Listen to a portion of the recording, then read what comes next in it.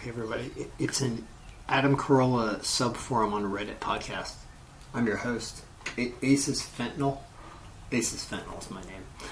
On the AdamCarolla podcast, you may know me as Ken Braverman in real life, but let's talk about today's thread. It's Monday or Tuesday. What day of the week do you think it is?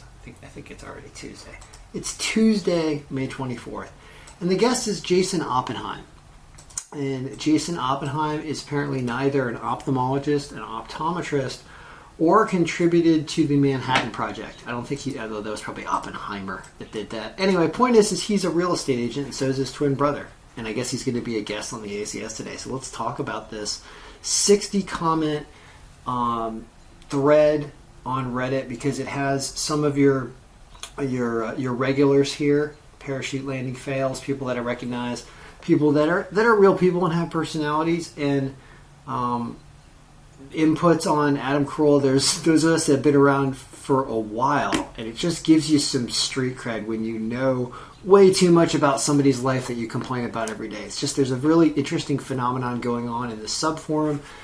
I've been a member off and on under different usernames for years, and here we go.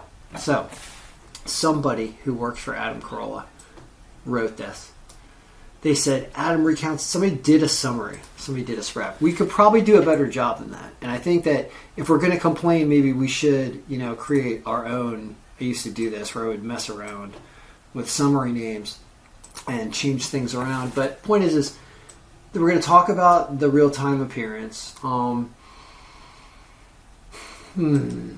I would say that when you're going to talk about stuff that you've done previously, do it because somebody else brings it up, not because you brought it up. All right?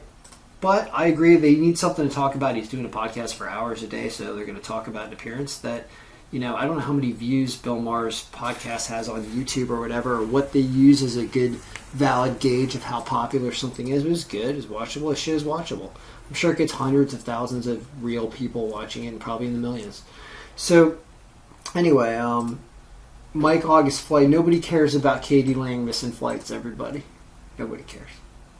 Poor people absolutely do give better tips than rich people because they know what it's like to have that money mean something, so they want to reward good service. Rich people look at it as a financial transaction, being like, I used to watch my grandpa who passed away at 98, and we would go to the same breakfast place every day, and he would tip like 50 cents or maybe $1. And I was like, I would try to give extra money. He would yell at me, and I never understood that. I was like, dude, I was talking Spanish to this guy. It was nice. I'm like, I have an extra $1 that I can give them. I know that but people that really pinch pennies and people that have money. Although my grandpa wasn't really a wealthy man, but still, it's kind of like, I would say people that pay attention and people that don't think of the money as a financial transaction that has to benefit them all the time probably do tip better. That can be a conversation. It's a rich man, poor man discussion about something else on a different level. All right, Adam is joined by real estate broker optometrist. Let's give him a technical expertise. He stars in Selling Sunset. Don't stare at the sunset with your eyes. Wear sunglasses or something. Don't stare directly at the sun. On Netflix, he talks about how he and identical twin brother, great to do tests on them to see how their eyes have aged, to see if nature versus nurture affects how your eye and vision changes happen during life. Anyway, got their start in real estate, housing prices in Los Angeles, which are ridiculous. Ridiculous. Yeah, they're crazy. You got to have millions of dollars in cash sitting around to buy a house. That's kind of the way things are now. Working in reality television, okay, performance art. Gina, grad, reports the news like a job. It's her job. She's a boot soldier. Including cast members leaving SNL. Yep, I'm pretty sure there are some. Dave Chappelle's Attacker. Baby formula. That's a whole nother discussion about breastfeeding too, right? It was like all of a sudden our boobs were not ready to feed our kids. We needed our formula. Oh my God, what are we going to do? And then a bull escaping a rodeo. That sounds like fun. Is it still nudity if her gunt covers her gash? We're horrible people. Understand this? Sakic, you and I and everybody else here, we're horrible people. You know why? The poor woman's reporting the news, doing her job, and what do you have to do? You have to reference gunt and gash and cover it. Okay? There's no need for this. All right? I know it's funny, but there's no need for this. Okay. Sloth and whale. This is what's popping up first, right? I'm sorting by supposedly best. What's top mean? Still him. The sloth is here. He's here to stay. And it's complaining about real time and repeating stuff when he doesn't have anyone there to counter him. That's annoying.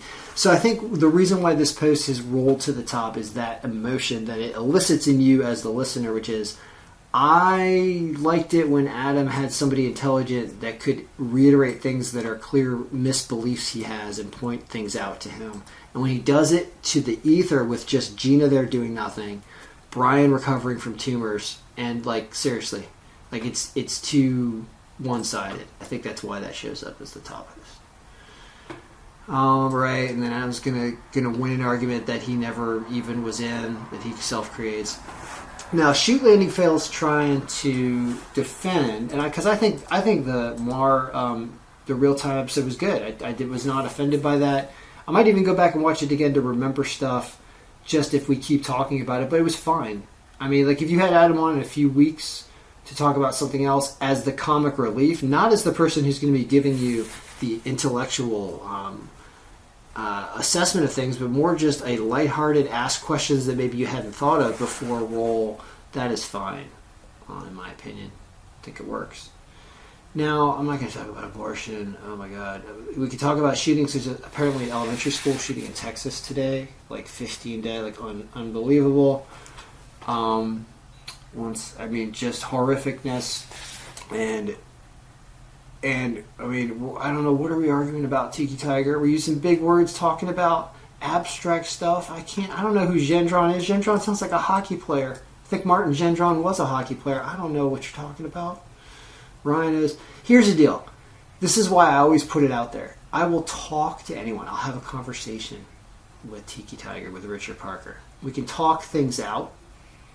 That I'll do. I won't read a bunch of arguments about stuff and get emotion into that, because I tried that years ago on message boards. It leaves you completely unvalidated. It makes you feel like you have a lot of wasted effort to do nothing and you don't feel good about yourself.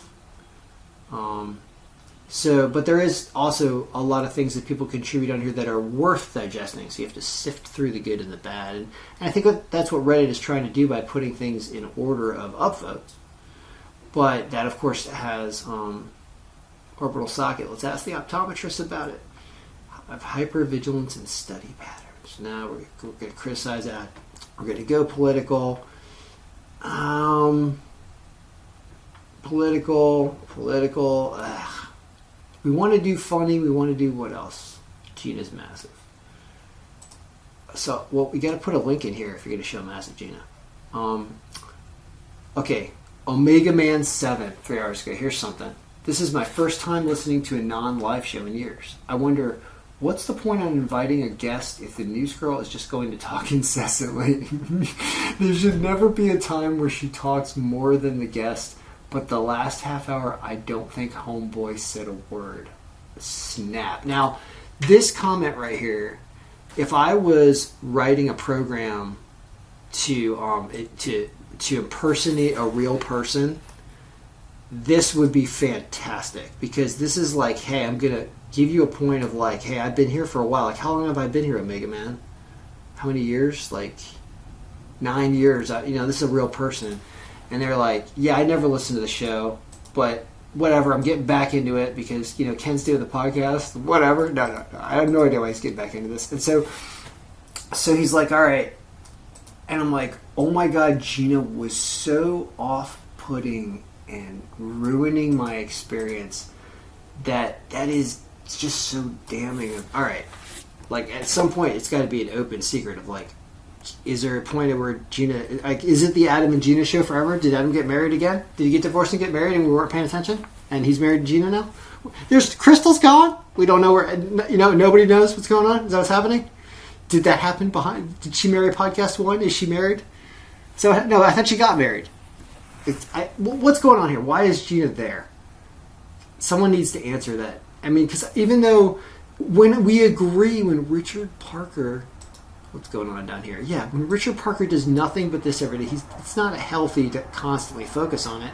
But he's made the decision apparently to continue to comment and listen to Adam Carolla. So Adam's choice of who becomes a big part of the show is going to be in his face every day. And this is the way he feels. And I feel it too, even though I'm not even listening. I listened to Bill Maher. Gina wasn't there. Down with Gina? We hate Gina. Okay, how about we just... All right, how about this? How about we would appreciate if Gina was on less than 50% of the podcast episodes? How about that? All right? All right, how about that? So we'll see what people say to that. Anyway, well, good luck, everybody. May all your podcasts be listenable. May the guest tomorrow be better. I don't know who it's going to be. It's probably not going to be an eye doctor. Again, considering it wasn't one today. All right, well, good luck. May all your podcasts be listenable.